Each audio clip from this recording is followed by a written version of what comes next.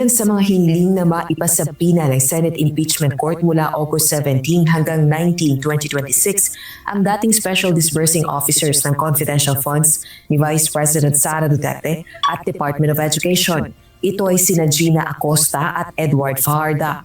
Ayon sa constitutional law expert na si Attorney Maria Lulu Reyes, posibleng makapagpatunay ang dalawang testigo. Ang problema dyan, yung dalawang testigo na yan, mukhang ilalaglag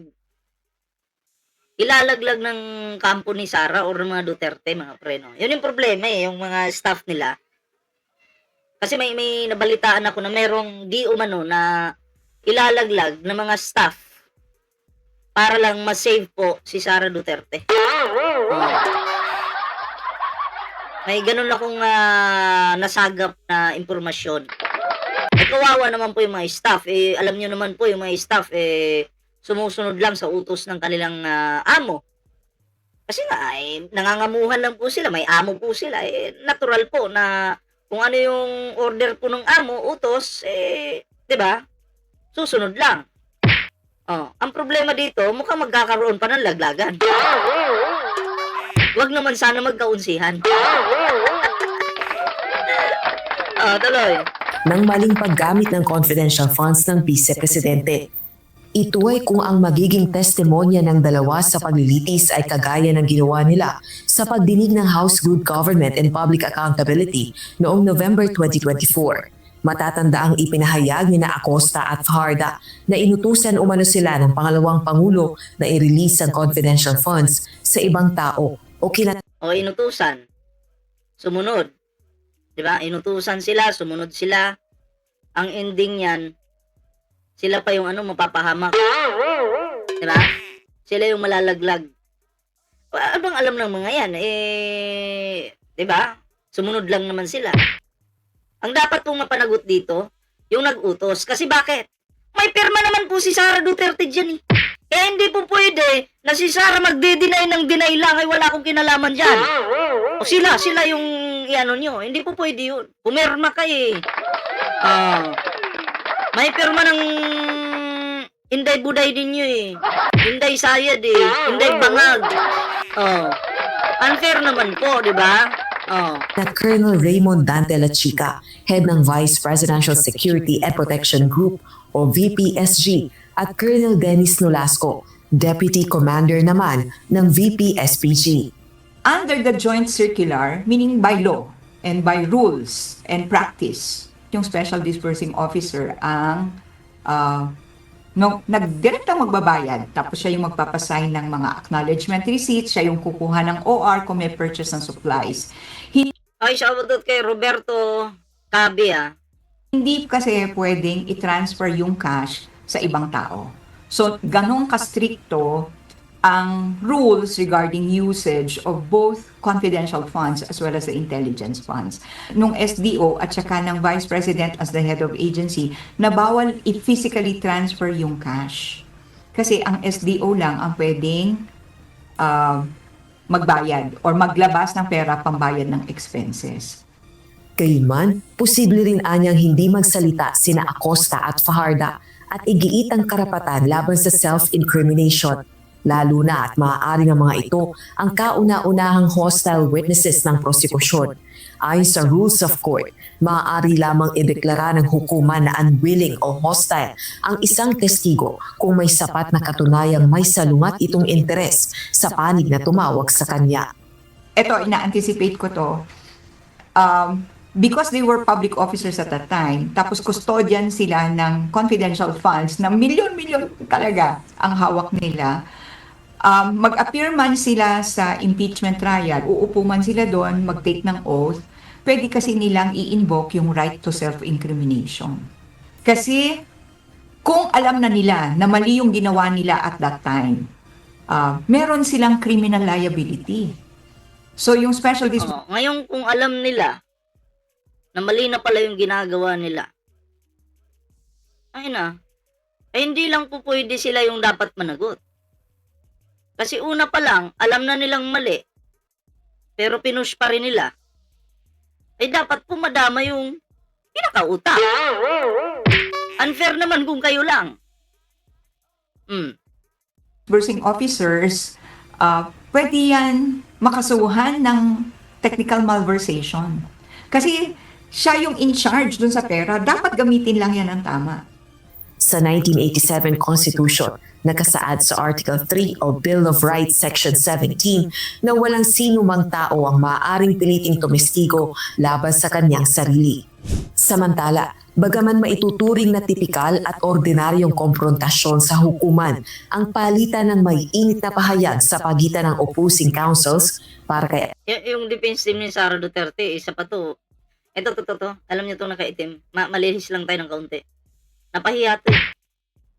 Akalain mo mga pre, sabi niya, allowed daw po ang misleading questions. Misleading questions?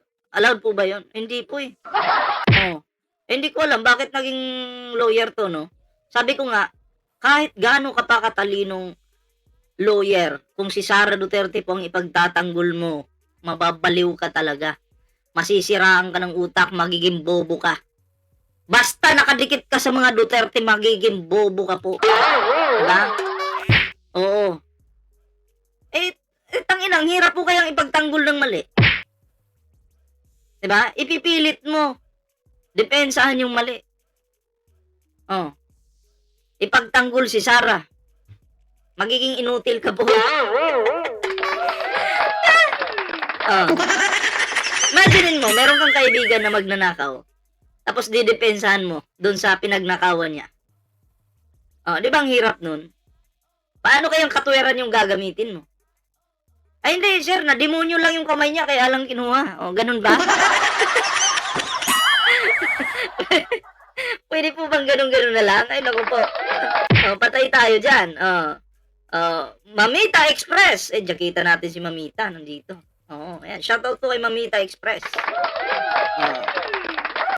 Attorney Reyes, nakalulungkot na nangyari ito sa paglilitis kay VP Duterte.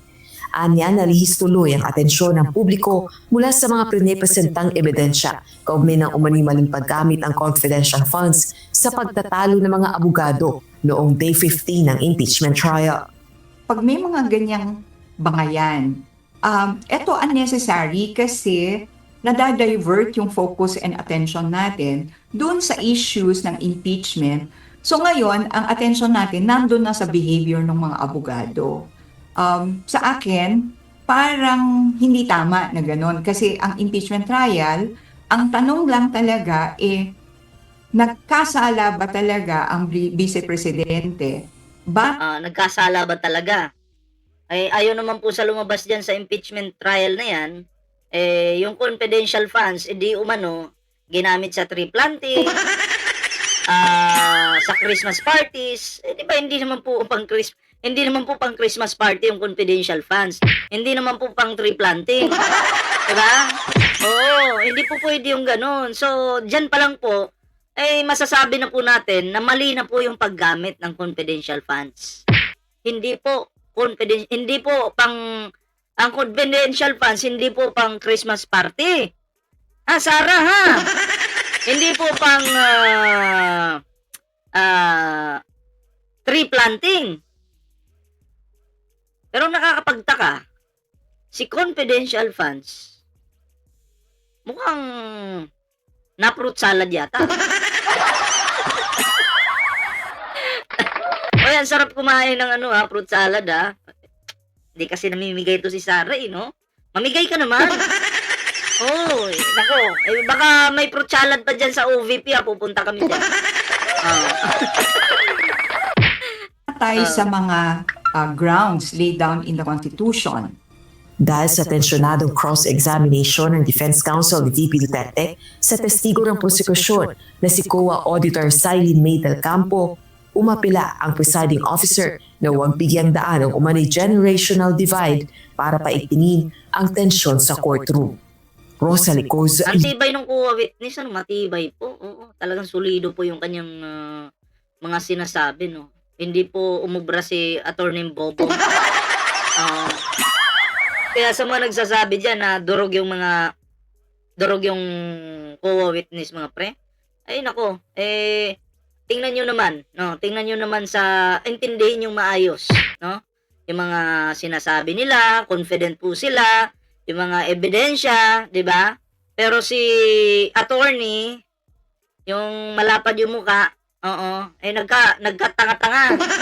Oh, nagkautal-utal, hindi niya po alam yung kanyang mga sasabihin doon. 'Di ba? Akalain mo, misleading questions is allowed. Anyari. Oh, hindi nayari. Misleading questions is allowed. Di palakpakan ngayon mga details. Ang galing talaga ni attorney! Walang jowa naman, oh. Oh, eto may papakita lang ako.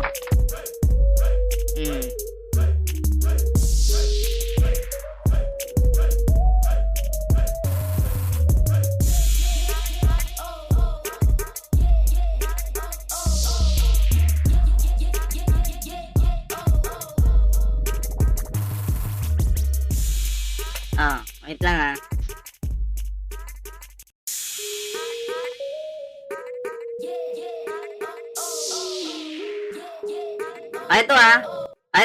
ito basahin ko to para sa inyo mga pre sa direct examination, karaniwang hindi pinapayagan ang misleading questions. Ibig sabihin, tanong na halos ipinapahiwatig na nito ang sagot. May mga exceptions gaya ng cross-examinations o kapag tungkol sa preliminary matters. Halimbawa, tama na ninakaw mo ang pera noong June 5. Hindi ba? Yun. Parang sinasabi mo doon na ninakaw mo na talaga. Pero dapat ang tanong dyan, ninakaw mo ba ang pera noong June 5? Yun, tama yun. Tamang tanong yun. Pero kung sasabihin mo na tama na ninakaw mo ang pera noong June 5, hindi ba? Yun, magkaiba, di ba? Halos magkatunog, pero magkaiba. Pero kung tatanungin mo, oy, talaga bang ninakaw mo ang pera noong June 5? O hindi? Yun, medyo okay na tanong yun. Pero kung misleading naman, ganito. Parang pinaamin mo na eh. Na oo nga, di ba? Tama, naninakaw mo ang pera noong June 5, hindi ba? Yan yung misleading questions mo. So, yun. Yun lang naman yung aking gustong sabihin dito, no? Ayan salamat po sa mga pumasok sa ating live ngayon. Ayan abangan nyo po mamaya yung uploads po natin, ha? May mga pasabog po tayo. Ano kayong pasabog yun? Siyempre, no, hanggang dito na lang muna yung ating live. Bago po tayo magtapos, huwag kalimutang mag-like, share, subscribe para naman po maging updated po kayo sa mga uploads po natin. Ayan, shoutout po kay Roberto Cabe. Ayan. Roberto Cabe, shoutout po sa inyo. Ayan. And syempre, Idol BPM, pwera usog lang. Ang chubby mo na. Nag-vitamins po kasi ako kasi gusto ko makuha ko yung 100 kilo. Kasi makikipagsuntukan po ako kay Jiggy Barra. May iniinom po akong vitamins kasi may paparating po kami suntukan. Tatanggalan ko lang ng itim sa batok tong si Jiggy Barra. Tatampal-tampalin ko lang yung utak nito. Kaya nagba-vitamins po ako ngayon. Kaya ganun po. Ay, matakaw po ako ngayon sa pagkain. Talaga naman. Diba?